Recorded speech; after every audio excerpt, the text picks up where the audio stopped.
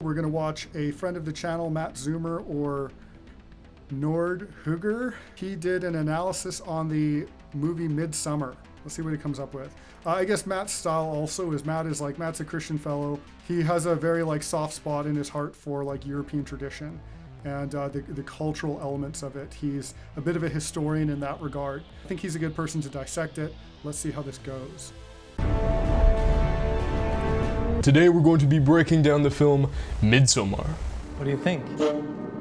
It's like another world. The film itself is really impressive on many levels. The acting is compelling, the pacing kept us engaged, and unsurprisingly, the movie itself was a disturbing, and at times I think unintentionally funny experience. So first of all, I like that Matt is separating the sort of production value and the craft of movie making itself. I like that he's making a distinction between that and also the underlining message which he's going to analyze. That's a really good sign for this analysis.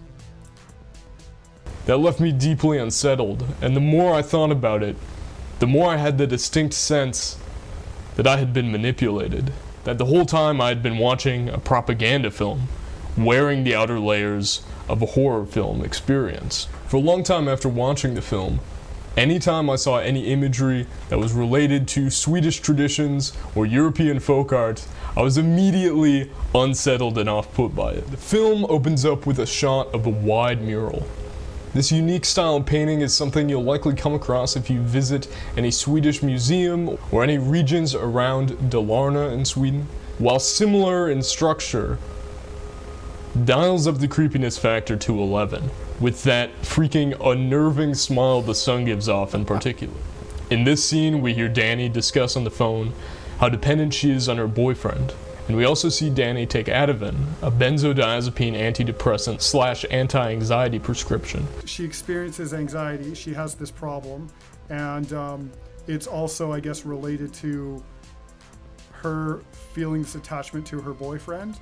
I think what they're subtly giving off there is the idea that a woman needs a man like a fish needs a bike.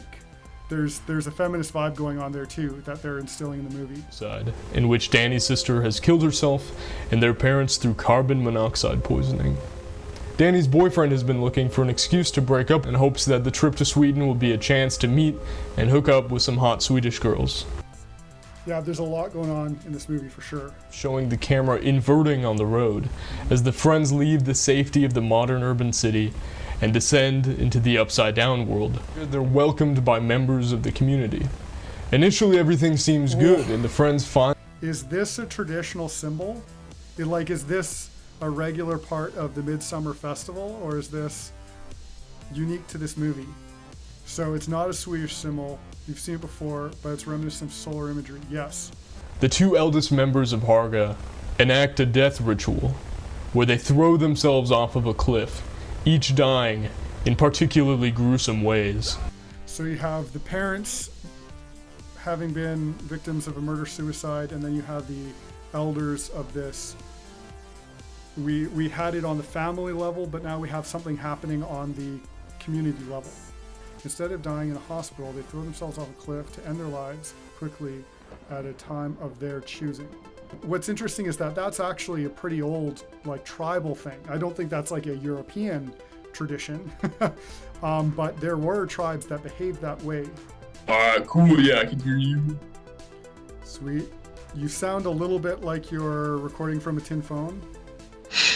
Tin can. So where we left off, you were explaining the plot. And is utterly shocking. That's right. Yeah, it's a pretty gruesome scene, and I can handle gore pretty well usually, but this was pretty intense even for me. The gore that's used in the first part of the movie, where you see, particularly in the first two deaths at the beginning, that's the most that's almost like hyper real in some ways, and that's kind of what makes it so disturbing. And the violence and gore that's used at the very end of the film is a bit more kind of cheesy, not necessarily cheesy, but a little bit more in the realm of slightly more absurd, and isn't disturbing on the same level because it's more removed from the realism of the first half of the film. Because usually horror is kind of like less is more, right? Like the unknown is scary, so you don't want to show too much. And it's like the idea of gore is a lot of times the scary thing. But if they're like showing all these shots that are very clearly gore, it's like, I don't know how unusual that is for that genre, but if it's spooky, it's spooky, especially if it seems like this, everything is in like the light, like, you know, all the sunshine or whatever. It's not all in the shadows. Yeah, exactly. So there's no place there's no respite from it by getting into the daytime because it's just as bad in the daytime. Right. We only do this every 90 years.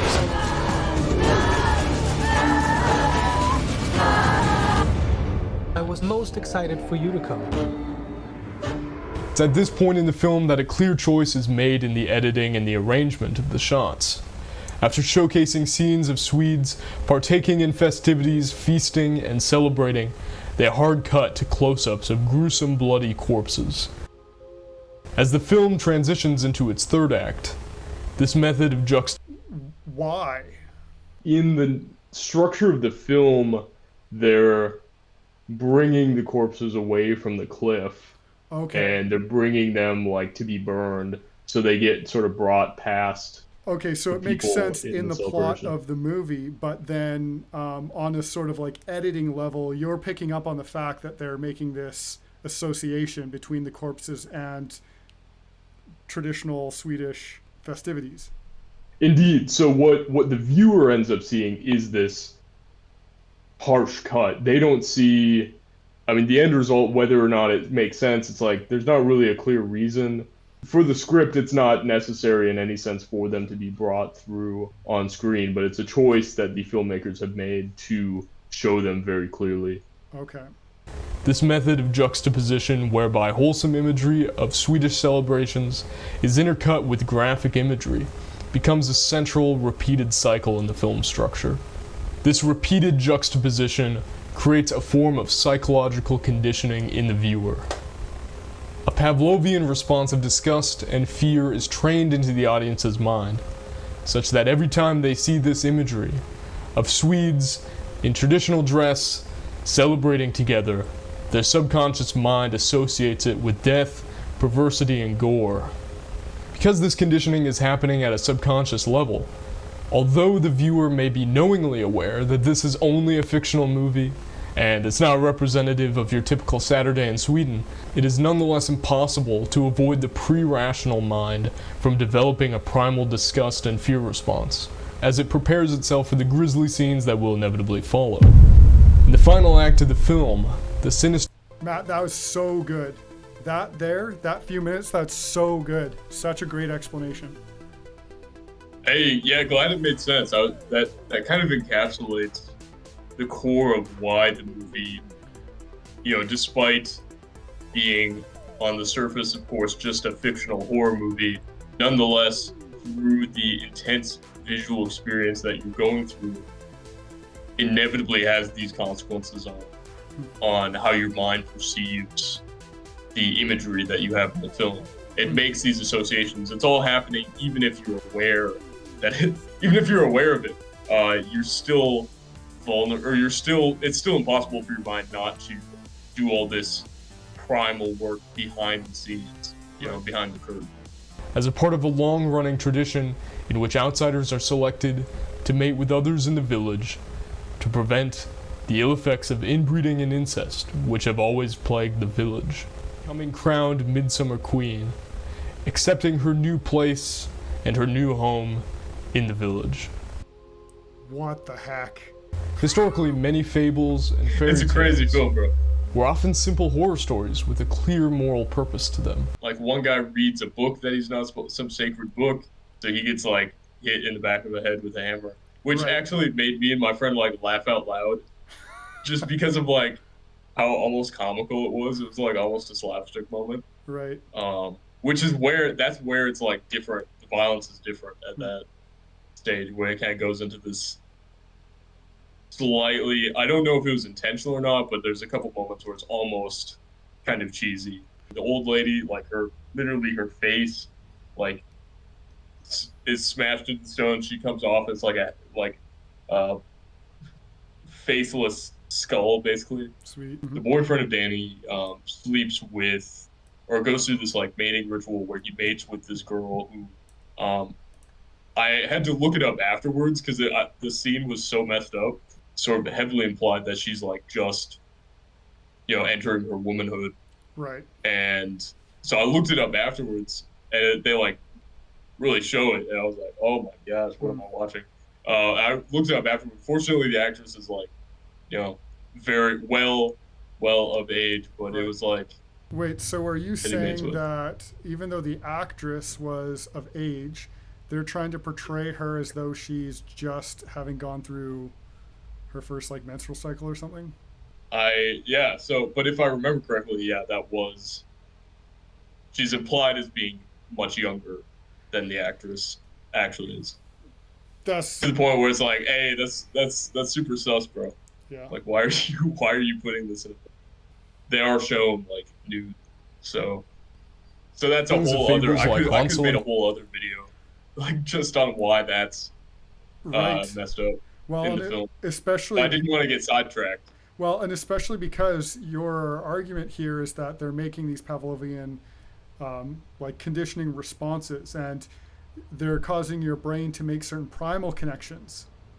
Mm-hmm. So are they trying to put people in a position where they're, because what's going to happen is that, and that's why I want to make the distinction between whether it's like sexualized or whether, because it's like, okay, an adult male is likely to find an adult female attractive. And that's going to produce some sort of like, physiological response. But Right. if they're then telling you within the story that, no, that's actually a kid. So it's like, are they trying to create that Pavlovian response with kids in the same way that I don't think that was the intent with this. I think the intent was more just to show something shocking and horrific. But it's still, because it is something that, it's something that on the subconscious mind is still going to affect you in a way that's like, what I'm seeing is very intense.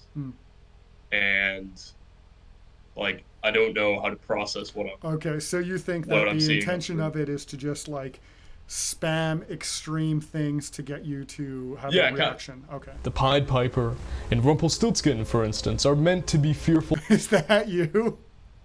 No, that's just stock footage I found. That would be pretty funny. The purpose of these frightening fables, as you can imagine, was to serve as warnings against dangerous threats and unwise decisions. The warning that Midsommar gives you is, don't reconnect with your traditions. So I decided to ignore that warning. So this summer, I drove out to a small town in the Midwest and decided to see how accurately the film really is to the spirit and the essence of the holiday. As you can see, I've dressed the part with a full outfit, complete with a Holy crap, you went to an actual like festival. Yeah, for real. That's wicked. But I decided to take you with me as we go and explore and find out for ourselves what a real midsummer festival is like.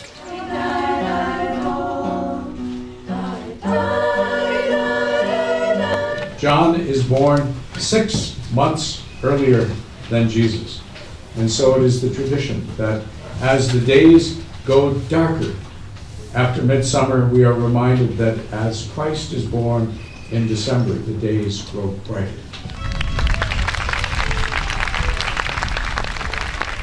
I've met a bunch of Swedes and Norwegians from the local region. Midsummer, historically as a celebration, is layered in meaning, and has been celebrated in various forms for millennia. Wait a second. Dog whistle confirmed. Oh, yo, that's crazy, dude. That used to accidentally happen to me sometimes during like electrical, because if you have like a bunch of wires all crimped together or something, and you just like, you could try and just cram them into the box, or you kind of make a spiral pattern in order to have some sort of like organizational unity to it, right? And it's pretty natural to go clockwise. And as a result, a lot of times that would end up producing this, yeah. I was kind of just like, That's oh, hilarious. yeah. nature finds a way, as they say. What's strange about this film's depiction of the villagers of Harga is that for being so ritualistic, they seem to lack any clear religion. In interviews, Ari Aster has described the movie as a story about breakups and codependency.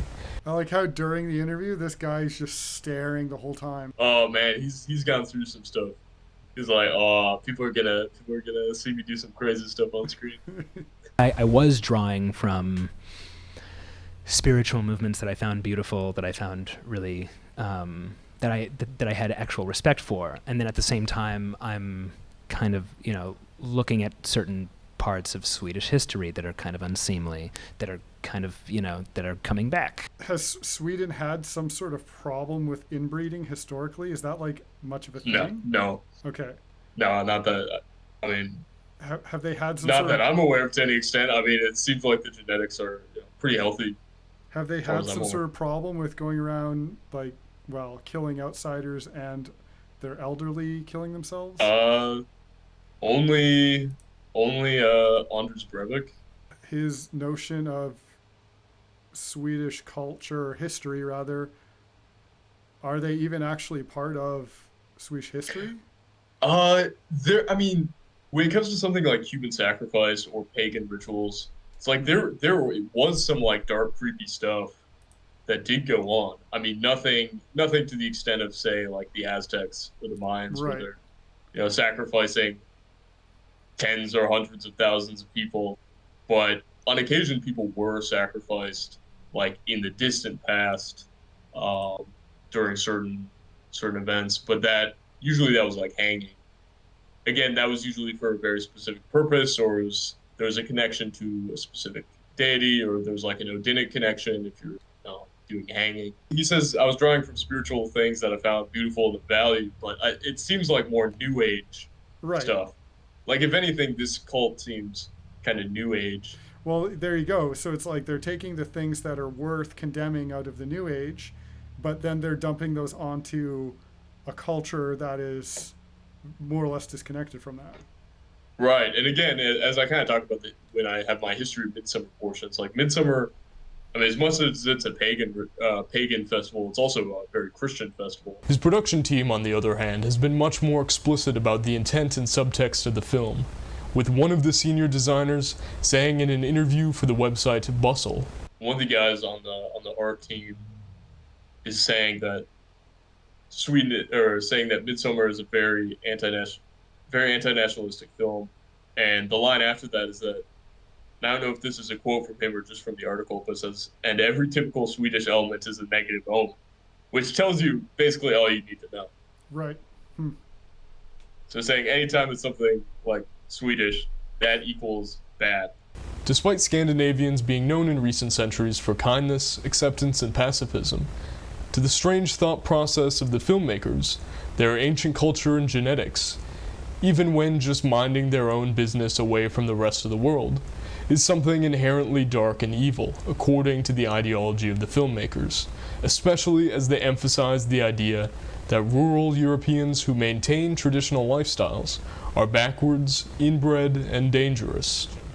I'm glad to have seen the film, if only for it to have spurred me on to partake in a real Midsommar celebration myself, where I met some of the kindest people and made friendships I won't easily forget. So instead of recommending Midsommar the film, I recommend that you go check out a real Midsommar festival itself, and you won't have to worry about being sacrificed. Most likely. For NORDHUGR, I'm Matt. These videos take a fair bit of time and investment to create, so any support helps me create history content more often. I hope to celebrate with you all at the next festival. That's great, Matt. That's very good. Hey, glad you enjoyed it. That was the goal, that people could make them think a little bit. Do you feel like a burden has been lifted from you having created it? Yeah. Oh, definitely. That's a good way to put it. It's sort of a common horror trope that, hey, this place that seems like it's really good turns out, what if it's not? Would you say that this movie is unusual in that sense, or it's mostly the fact that what it is you're critical of them taking that element but effectively like weaponizing that against some, like how does this differ from Do you ever play Far Cry 5? Yeah, no, I love Far Cry 5. I mean, it is kind of similar to Far Cry 5, but imagine if in Far Cry 5, when you're there, you spend a lot of time with the cult. You spend a lot of time with what's the name of the cult? New. Joseph Seed. So you spend a lot of time with Joseph Seed and the followers, and then you're like, oh, they're having a bunch of time. They're celebrating. They're praying. They're going to church, and then also they're like killing people, and then also we're gonna show them like just show like extreme graphic, like a snuff film, intercut a snuff film, like in between showing shots of these like Right. sort of vaguely Christian group, enjoying themselves and having a fun time, like out in nature. I mean, it's a little bit subversive in Far Cry 5 because they're saying like the more serious religious people are dangerous, the ones who don't trust the government. Like they're the dangerous ones, whereas the Montana folk who are okay are the ones who are, you know, working with the government and are more like laid back, like they don't take religion all that. Right. I mean, one of them does, like the pastor does, Preacher Jerome, And it but is, the rest are just sort of. and in Far Cry 5 as well, they are like, it is a pseudo-Christian knockoff, even them using the use of Eden, and they carve the 7 deadly sins on people. It's like that, those are biblical concepts.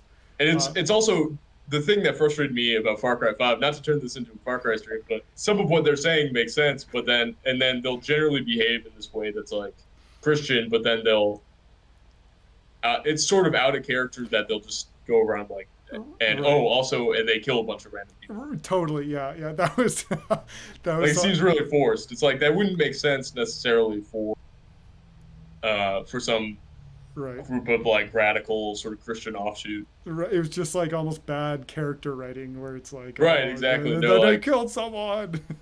Yeah, and that's why you should hate them, not because what they're saying is wrong or whatever. But they just randomly also kill people too. That's so funny. I beat Far Cry 5 like maybe even like a month ago. It was pretty recently, and I was joking with my wife. I was like, getting older is realizing that Joseph Seed was right. Well, and he is at the end of the film, at least about like the nukes. Yeah, so he actually like saves a bunch of people in the end. Yeah. I mean, he kills a bunch of people, but then he saves a bunch of people from getting vaporized by nukes. Right. Yeah. Anyway, Matt. Thank you for making that video, and I'm glad we got a chance to discuss it. Thanks for letting us pick your brain. Hey, I'm honored that you thought it was worth your time. Let's wrap up the entire stream there. I hope that was interesting for you guys. Take care.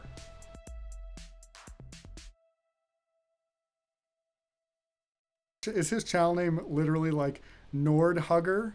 Like to hug a Nordic person?